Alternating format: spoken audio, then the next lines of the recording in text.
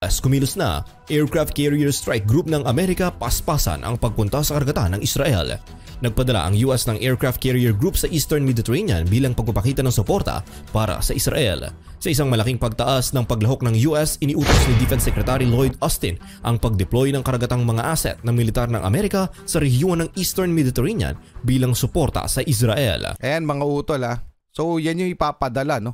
So tingnan natin yung mismong pahayag o statement ni President Joe Biden. Ito yung mula sa the White House. So talagang ayan ang ginawa niya no. So ayun. Good afternoon.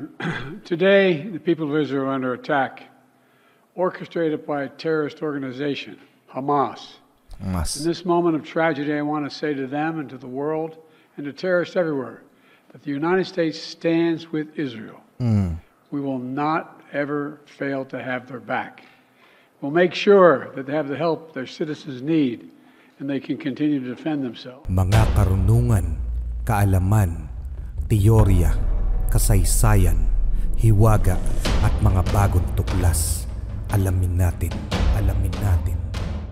Kaliwat kanan ng balita tungkol dito mga utol dahil sa lalong paglala. Okay, dati nang malala pero lalong lumala yung conflict na nangyayari in between Israeli people at saka ng Palestinian, okay? So, ito'y matagal na po mga utol. Itong sigalot ng dalawang lahi na ito, Palestine and Israel, no? Sabi nga ng iba, ito'y dated back pa sa Biblia, sa panahon ni David and Goliath. Pero yung conflict dyan sa agawan nila ng teritoryo, parang halos nagsimula lamang nung after ng World War. Pero sobrang tagal na po ng conflict ng dalawang lahi na ito. Jews versus Arab pa rin. So, ang tanong ng mundo, hanggang kailan ito matatapos? Kasi yung dalawang lahi na yon, yung Palestinian at ang Israel, mga utol, ay nahihirapang mag-coexist sa isa't isa. So, nagsishare sila talaga ng isang state lamang. Pero ito'y hinati at tuluyan ng halos maubos na ang teritoryong sakop ng Palestinian. Pinakita ko yan sa isang mapa. So anyway, ayan mga utol, no? Amerika sasali na sa digmaan. Carrier strike group ng US paspasan na ang pagsugod sa Israel. Ito'y mula kay Tarong Explain. Grabe, no? Umatake ang Hamas, yung militant group ng Palestine, and inatake sila ng Israel. So lalong lumala, ngayon ay makikialam ng US. Bakit nga ba makikialam o makikisali sa digmaan itong US? Yan ang ating alamin mga utol. So game na, mamaya titingnan natin yung ibang report tungkol dito. Breaking news, naku po, nagkagulo na. Israel envoy direktang humingi ng suporta mula sa Pilipinas. Ang buong detalye sa balitang yan tutukan. At US kumilos na, aircraft carrier strike group ng Amerika paspasan ang pagpunta sa karagatan ng Israel. Ang buong detalye sa balitang yan abangan. Yan ang mga nagbabagang balitang hatid ko para sa inyo ngayong araw. Kaya kung handa ka na kaibigan, may humanap na ng pwesto at makinig ng mabuti upang walang mamiss na impormasyon. Tarong Explain.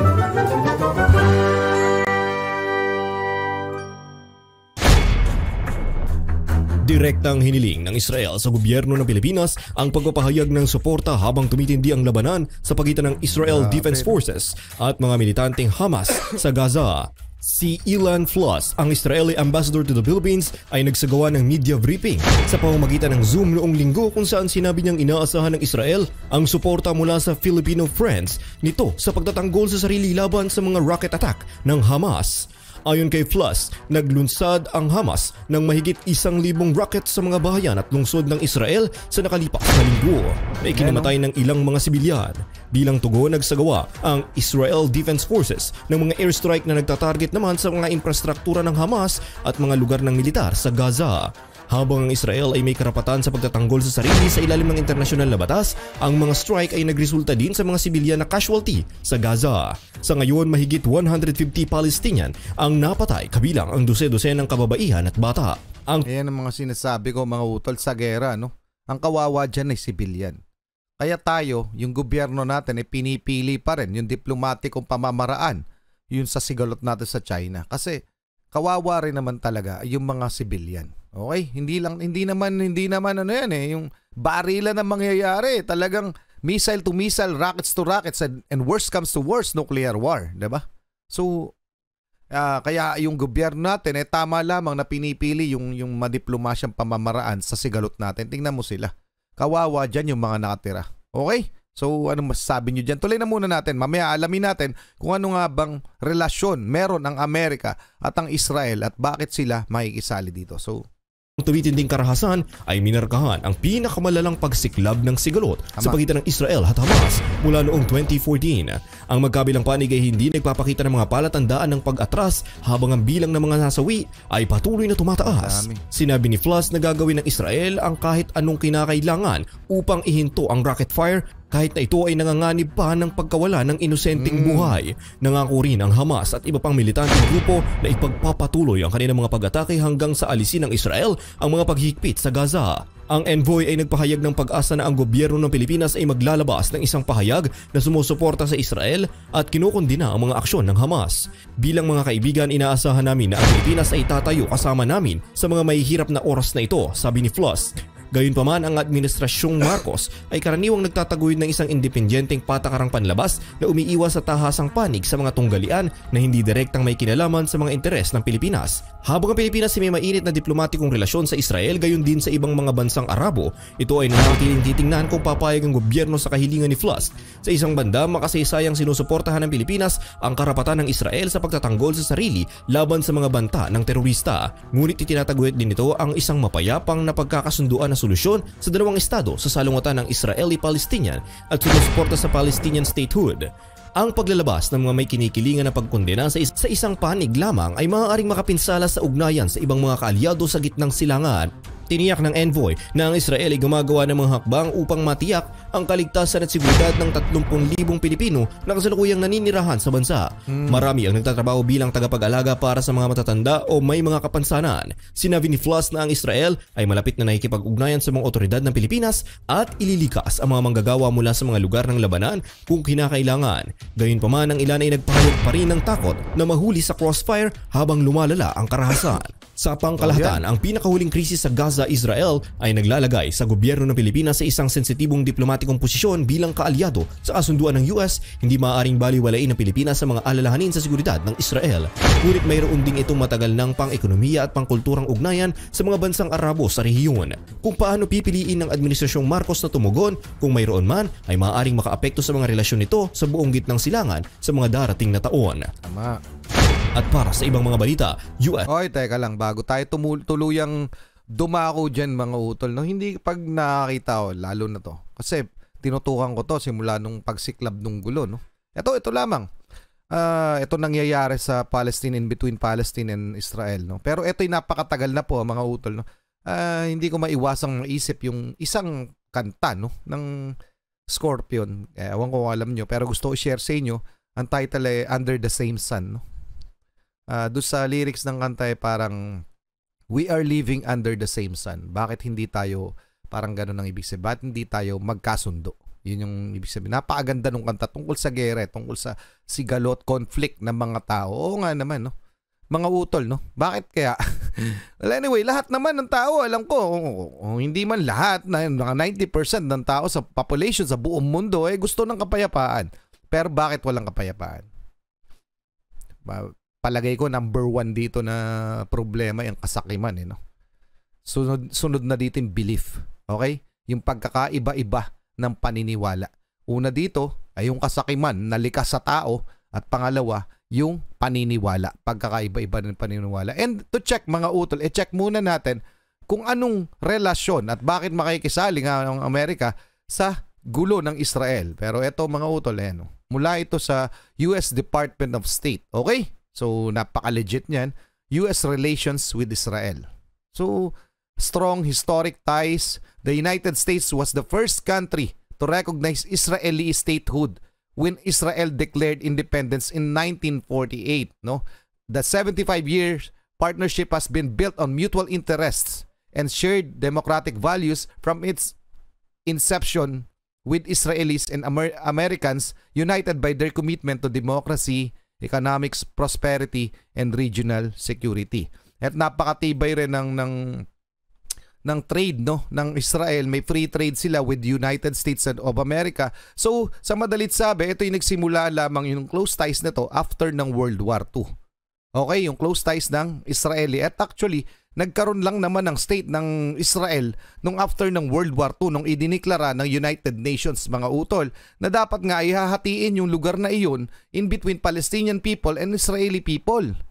Ang problema sa dalawang lahi na ito, sa sobrang tagal na nung sigalot ng kanilang lahi, ay hindi sila mag-coexist. Jews versus Arab, parang ganon, mga utol ha. So hindi na natin pwedeng ungkatin ng gusto yung pinagsimulan nito dahil ubod na ng haba ng sigalot na nangyayari. At ang importante dito, mga utol, nalaman natin kung bakit kailangan makialam ng United States of America, kasi nga close ties, kumbaga kung anong meron tayo rin sa Pilipinas and United States, ganun din meron ang Amerika at United States, o baka mas malalim pa. Okay, mga utol, so meron talaga silang economic ties and so on, pati military. Okay, in 2002, the United States provided $1 billion of supplemental funding to replenish Israel's stock of missile interceptors for the Iron Dome. So sa madalit sabi, talagang sinusuportahan ng Amerika ang Israel. Napakasimple nun, mga utol. Mamaya, titingnan natin yung mismong pahayag ni President Joe Biden hinggil dito. Okay, mga utol? So game na. Tuloy na natin kung anong ipapadala niya. Eto na. As kumilos na, aircraft carrier strike group ng Amerika paspasan ang pagpunta sa karagatan ng Israel. Nagpadala ang US ng aircraft carrier group sa Eastern Mediterranean bilang pagpapakita ng suporta para sa Israel. Sa isang malaking pagtaas ng paglahok ng US, iniutos ni Defense Secretary Lloyd Austin ang pag-deploy ng karagatang mga asset ng militar ng Amerika sa rehiyon ng Eastern Mediterranean bilang suporta sa Israel. Ayan, mga utol ha. So yan yung ipapadala, no? So tingnan natin yung mismong pahayag o statement ni President Joe Biden. Ito yung mula sa the White House. So talagang ayan ang ginawa niya, no? So Good afternoon. Today, the people of Israel are under attack, orchestrated by a terrorist organization, Hamas. In this moment of tragedy, I want to say to them and to the world and to terrorists everywhere that the United States stands with Israel. We will not ever fail to have their back. We'll make sure that they have the help their citizens need and they can continue to defend themselves. You know, the world seems... Ayan, mga utol, napakalinaw, no? Talagang straight to the point yung pagkabanat niya ng statement na susuportahan namin at baback upan namin ng Israel. Yan ang papahayag ng United States. So ano nga daw ba yung mga ipapadala? So bukod sa funding, no, ng mga missile, magpapadala rin ng ekstrang puwersa, no, ng Navy, ng Naval Forces at ng airstrike group ang United States of America para tulungan ang Israel. So anong masasabi nyo dyan, mga utula? Feeling ko parang nagdo-domino effect. First is Ukraine, Russia. Ngayon ay Israel, Palestine. Although napakatagal na nun. Anyway, mga utol, etong bansang Israel at US o bansang Israel, dalawa lamang sila na non-NATO ally ng United States of America na talagang parang halos NATO na sila. Etong Israel at ang Egypt. Okay, mga utol? Karagdagang kaalaman lang. Tuloy na muna natin tong speech ni President Joe Biden. Appalling images. Thousands of rockets in the space of hours raining down on Israeli cities. When I got up this morning, started this at 7:30, 8 o'clock, my calls. Hamas terrorists crossing in Israel, killing not only Israeli soldiers, but Israeli civilians. Ngayon, mga utol, kawawa rin naman talaga yung mga civilians. No? So anyway, sundan na natin kung anong kasunod niyang, ayan, dito yung ipapadala niya. No? I've also directed my team to remain in constant contact with leaders throughout the region, including Egypt, Turkey, Qatar, Saudi Arabia, Jordan, Oman, the UAE, as well as our European partners and the Palestinian Authority. It's also a terrible tragedy on a human level. It's hurting innocent people. Seeing the lives that have been broken by this, the families torn apart, it's heartbreaking. And Jill and I are praying for those families who've been impacted by this violence. We grieve with those who've lost their loved ones, lost a piece of their soul. We have hope for swift recovery for many who have been wounded. But we're going to remain in close touch with Prime Minister. I personally am going to remain in close contact with Prime Minister Netanyahu as this situation continues to develop. And let there be no mistake, The United States stands with the state of Israel. Just as we have from the moment the United States became the first nation to recognize Israel 11 minutes after its founding 75 years ago. Thank you very much. Ayan mga utol ha. So talagang tutulungan ng United States of America sa pamaraan ng armas, funding at kung ano pang kayang itulong. So napakalinaw ng pahayag na yan ni President Joe Biden. So ang kanyang atas ay itong airstrike, no? Airstrike group at saka yung naval forces na ipapadala sa Israel. So anong masasabi nyo dyan mga utol? Pa-comment na lang. Tuloy na muna natin to ha. Sa pagsasalita noong linggo, sinabi ni Austin na ang USS Gerald R. Ford Carrier Strike Group ay patungo sa karagatan ng Israel sa gitna ng tumitinding kalahasan sa pagitan ng Israel Defense Forces at mga militanteng Hamas sa Gaza. Kasama sa Carrier Group ang pinakabagong nuclear-powered aircraft carrier sa US Navy, ang USS Gerald R. Ford. Gayon din ang isang guided missile cruiser at 4 na Arleigh Burke-class destroyer. Kapag nasa posisyon na malapit sa mga baybayin ng Israel sa loob ng susunod na mga araw, makakatulong ang mga barko na palakasin ang mga kakayahan sa depensa ng bansa laban sa patuloy na pag-atake ng rocket mula sa Gaza. Ayon kay Austin, dinadagdagan din ng US ang mga squadron nitong mga F-35, F-15, F-16 at A-10 Warthog ng mga fighter jets na nakatalaga sa buong rehiyon. Bilang karagdagan, inihayag ng hepe ng Pentagon na agad sisimulan ng Washington ang muling pagbibigay sa Israel Defense Forces ng karagdagang mga bala at iba pang mga kagamitang militar. Ang mga unang pagpapadala ng tulong sa seguridad ay nakatakdang umalis sa mga base ng Amerika ngayon at makakarating sa Israel sa mga darating na araw. And mga utol, no, napakalinaw yan. So legit na mangyayari talaga na magpapadala ng tulong ang Amerika.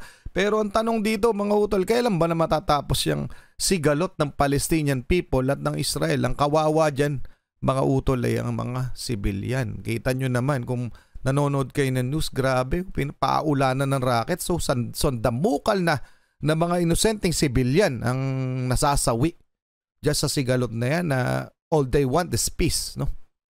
So bakit hindi sila mag-coexist? Hanggang saan yan hahantong?